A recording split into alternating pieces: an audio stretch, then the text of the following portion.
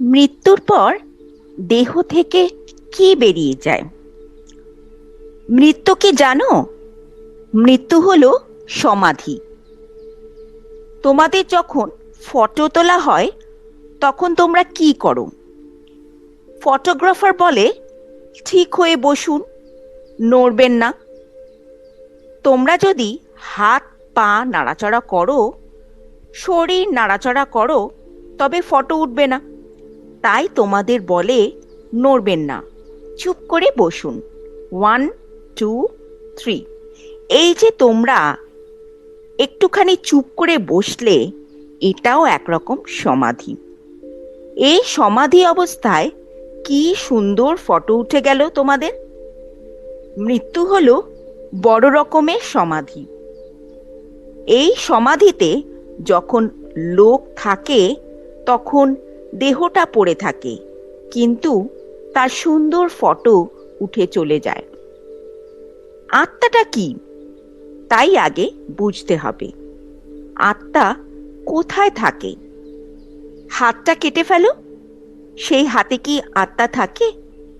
পা কেটে ফেলো, সেই পায়ে কি আত্মা থাকে? শরীরের অর্ধেকটা কেটে ফেললে সেই শরীরে আত্মা নেই। কাছিমের গলা কেটে ফেললেও সেই কাছিমের গলাটা হাঁ করে জল খায়। মুন্ডুটা ভাবে দেহটা তো পড়ে আছে, ওটা যদি আমার দেহ হয় তবে তাতে আমি কেন নেই? আত্মা সর্বব্যাপী। সীমার মধ্যে যখন থাকে তখন সীমাবদ্ধ হয়ে থাকে। মোটর গাড়ি যখন চলে, ইঞ্জিনটা তাকে চালিয়ে নিয়ে যায়, কিন্তু ইঞ্জিনটা থামিয়ে দিলেও সেই গতিতে গাড়িটা আরো কিছুটা দূরে এগিয়ে যায়। সেই রকম দেহের থেকে আত্মা যখন চলে যায় তখন দেহের ইঞ্জিন বন্ধ হলেও তার গতিতে মহাশূন্যে চলে যায়। মৃত্যুর পর আত্মা কোথায় চলে যায়? ঘুম হলো মৃত্যুর ছোট ভাই। ঘুমের ভেতর কোনো সাড়া থাকে না। মনে করো ছোট ভাই ঘুম হলো জমিদার, ছোট জমিদার, তার জায়গাও ছোট। তুমি ঘুমের ভেতর কত স্বপ্ন দেখলে, জলে হাঁটলে, শূন্যে গেলে, ঝগড়া করলে, মারামারি করলে, কত কথা বললে, কিন্তু ছোট ভাইয়ের রাজত্ব থেকে যখন চলে এলে, অর্থাৎ যখন জাগলে, তখন সব কথা স্মরণ করে বলতে পারছো।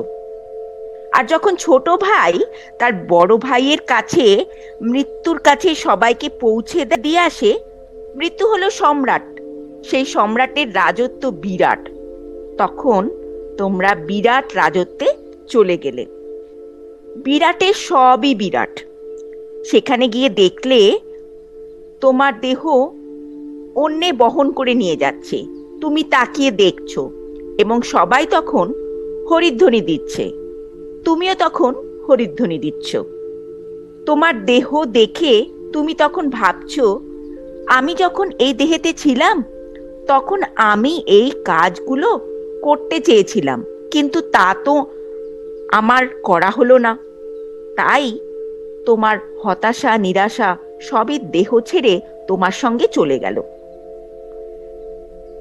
দেহতে যখন তুমি ছিলে তখন যদি মনে করো এই কাজ করবে, কিন্তু করা হলো না, জীবনকালের সেই হতাশা নিরাশার পরিমাপ যতটা থাকে, মনে করো তারা পা বাড়ালে 2 হাত দূরে সেই পা পড়বে।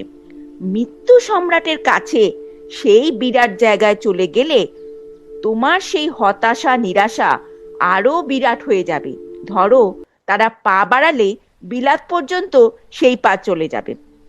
বিরাট জায়গায় সবই বিরাট। মৃত্যু সম্রাটের কাছে গিয়ে সেই হতাশা নিরাশা ইচ্ছা আকাঙ্ক্ষা সব বড় হয়ে যায়। তার প্রভাবে যখন তোমার ঘুম ভেঙে গেল তখন দেখলে তোমার আবার জন্ম হয়ে গেছে।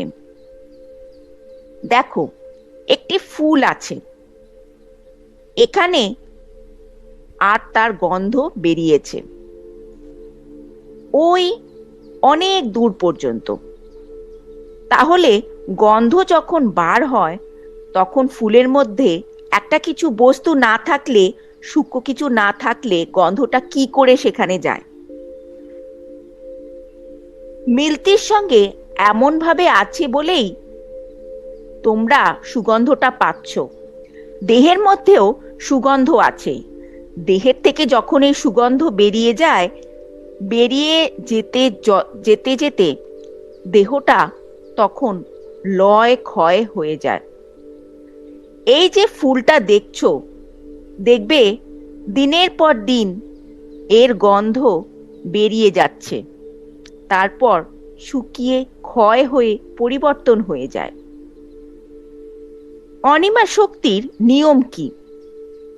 অনিমা শক্তি হচ্ছে যেই বস্তুটা শক্ত আছে সেইটা সম্পূর্ণ অণু আকারে পঞ্চভূতের সঙ্গে মিশে যায়, অন্য আকার নিয়ে নেয়। এই দেহটাও ঠিক তাই। এই দেহের থেকে সেই সুগন্ধ বেরিয়ে যায়। দেহের সুগন্ধ মন, মনটা হচ্ছে দেহের সুগন্ধ। ফুলের সুগন্ধ হচ্ছে ফুলের মন। সেটা যেমন ফুল থেকে বেরিয়ে যাচ্ছে, তেমনি দেহ থেকে সুগন্ধরূপ মন বেরিয়ে যাচ্ছে।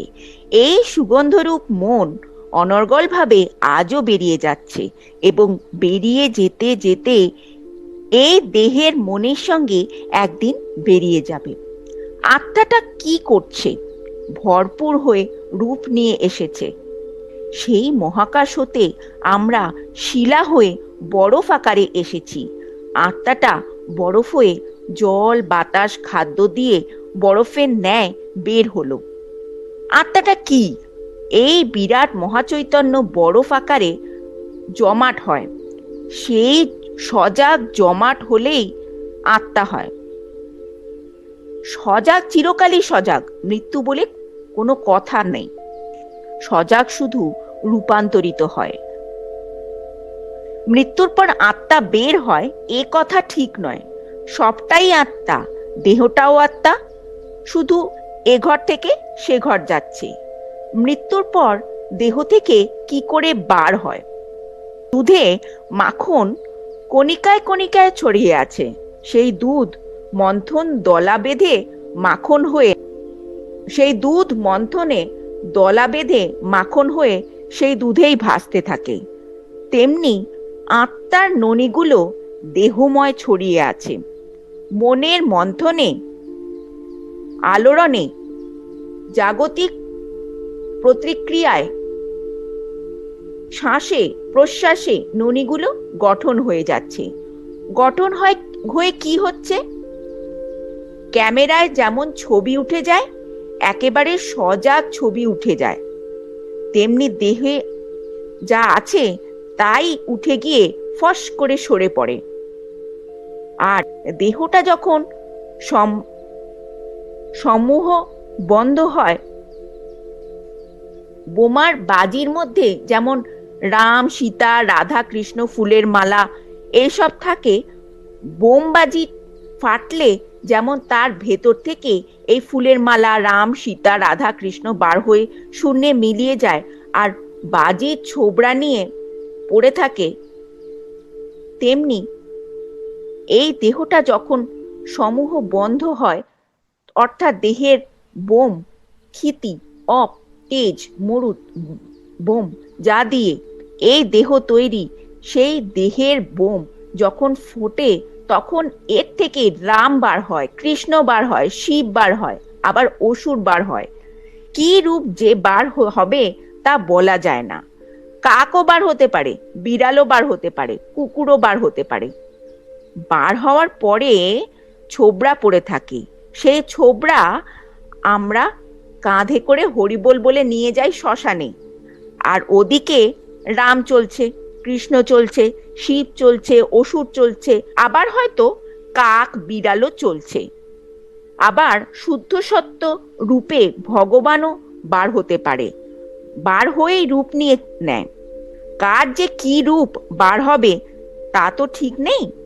রূপটা বেরিয়ে যাবে ঠিকই, আর সেই মূর্তির ছোবড়া যা পড়ে থাকে তাকেই কাঁধে নিয়ে হরিধ্বনি দিয়ে শ্মশানে নিয়ে যায়। এই আত্মার রূপ হচ্ছে বিকাশ।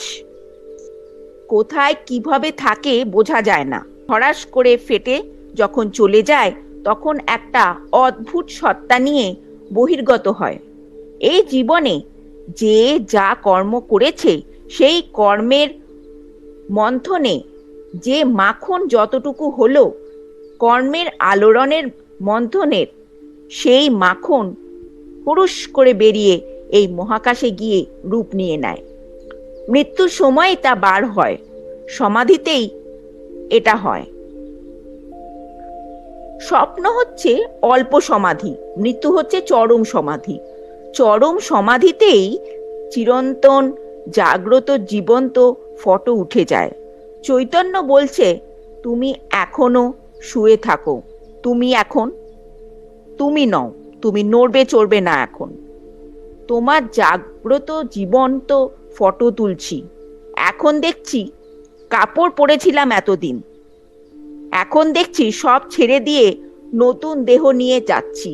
এই হলো আত্মার রূপ। আত্মার মৃত্যু নেই। মৃত্যু কোথায়? মৃত্যুটা মৃত্যু নয়, এটাও এক রকমের জন্ম। যখন জন্ম হয় তখন যেমন হুঁশ থাকে না, মৃত্যুর সময় তেমন হুঁশ থাকে না। একটা জন্ম নিম্নমুখী আর একটা জন্ম ঊর্ধ্বমুখী, দুটোই জন্ম। এখানে যেটাকে মৃত্যু বলা হয় সেটা তবে কি? যেমন আমি যদি পিসিমার বাড়িতে যাই, তখন আমাকে কেউ ডাকতে এলে পিসিমা বলবেন, এ তো এইমাত্র এলো। আবার মামিমার বাড়িতে গেলে সেখানে কেউ ডাকতে এলে মামিমা বলবেন, ও তো এইমাত্র এলো। যেখানেই যাই সবাই বলবে, ও তো এইমাত্র এলো। সব জায়গাতে এলোই বলবে। আমি যে বাড়ি থেকে গেলাম সেখানে খোঁজ করলে বলবে, তিনি এখানে নেই, মাসিমার বাড়ি গেছেন এবং সেখানে আছেন। তাহলে আমি আছি এক জায়গায় না এক জায়গায়। গর্ভে যখন তোমরা ছিলে তখন কূর্ম আকারে ছিলে। এই ছিলে কথা যখন আছে তখন প্রাণ আছে বুঝতে হবে। আবার গর্ভে যখন ছিলে তার আগে নিশ্চয়ই কোথাও ছিলে, তারও আগে অন্য কোথাও ছিলে, না থাকলে এলে কি করে? যার প্রাণ থাকে সেই আসতে পারে এবং যেতে পারে। প্রাণবিহীন হলে যেতে আসতে পারে না। তাই যখন মৃত্যু হয় তখন প্রাণ থাকে, তাই সেটা মৃত্যু নয়। যখনই প্রাণ চলে যাচ্ছে তখন তোমরা যেমন বলছো তিনি নেই, সেই রকম আর এক জায়গাতে আর একজন বলছে, ও তো এইমাত্র এলো। তাহলে মৃত্যু কোথায়? মৃত্যু নাই, ওটা কেবল নামেই আছে। প্রাণ কখনো মরে না, ছোলন বদলায় মাত্র। সাপ যেমন তার পুরানো ছোলন বদলায়, তেমনি আত্মা ছোলন বদলায়। মৃত্যু নামে আমরা ডুবুরি হয়ে মহাতৃপ্তির পথে অগ্রসর হয়ে যাচ্ছি। এই মহান মৃত্যুর মহাসাগরে আমরা ডুবুরি হয়ে ডুব দিয়ে যাচ্ছি। কোথায় যাচ্ছি? ক্রমশ ক্রমশ অন্য অবস্থার সঙ্গে সম্পর্ক করার জন্য, মিশবার জন্য এগিয়ে যাচ্ছি। মিশতে গেলে কি করতে হবে? তখন ক্রমশ ক্রমশ ঠিক এই ফুলের মতন গাছ হলো, পাতা হলো, ডালপালা হলো, শেষে ফুল হলো, আবার শুকিয়ে গেল। প্রত্যেক জিনিসই এই রকম ফুটছে আবার শুকিয়ে যাচ্ছে। আত্মা তার ছোলন বদলিয়ে যে বিষয়বস্তু দ্বারা সেই দেহ তৈরি, সেই চলে যায়। আগুন যখন ধরে তখন একটা খড়ের কুটো থেকে আরম্ভ করে শেষে কাপড়ে ধরে, তারপর অগ্রসর হতে হতে জ্বলতে জ্বলতে বাড়ি ঘর, তারপরে রাজপ্রাসাদ পর্যন্ত ধরে, ধরতে ধরতে যায়। যে জল বাতাস আগুন মাটি দিয়ে এই দেহ তৈরি, সেই সত্তায় তখন মিশতে থাকে। দেহ থেকে যা দিয়ে এই দেহ তৈরি, সেই বিষয়বস্তুর সহজ পথে চলে যাচ্ছে। আকাশ বাতাস জল তাতে মিশছে, সেই শক্তিতে চলে যাচ্ছে। যাওয়ার পর কি হলো? শরীরটা এখানে পড়ে রইল, এটার আর বোধ ভাষ্য কিছুই নাই। বোধ শক্তিটাও তখন আত্মস্থ হয়ে নির্বাণ নির্বিকল্প হয়ে যাচ্ছে। কেন রয়েছে?